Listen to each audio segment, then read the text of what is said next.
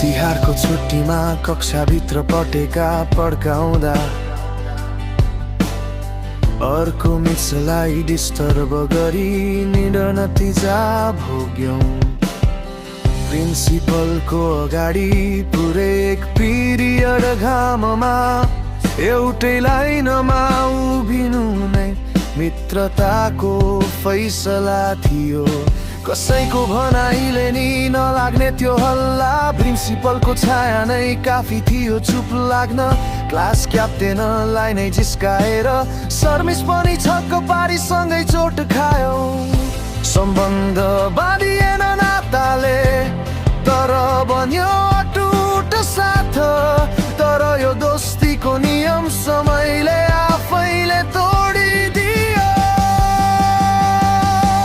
40 मिनेटको सजाय सम्झदा हाँसो आज आउँछ।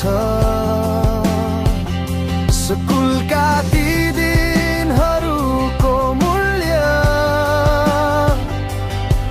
आज बुझ्न थालेको छु।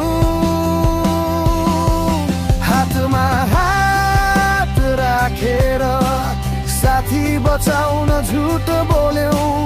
याद आउँछ साथी जब सँगै बसी रमायौं।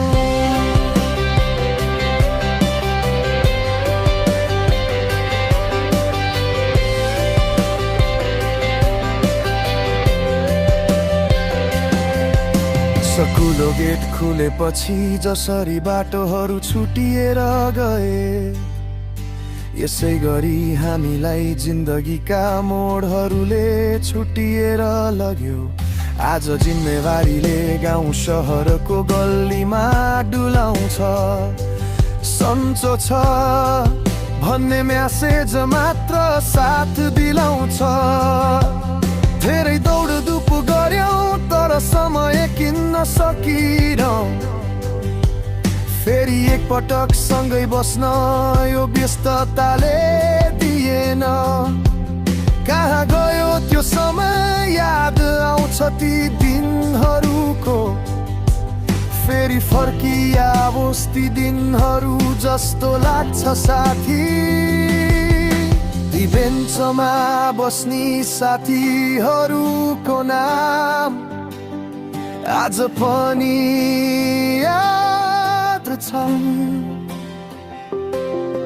तर तिमी कहाँ छौ?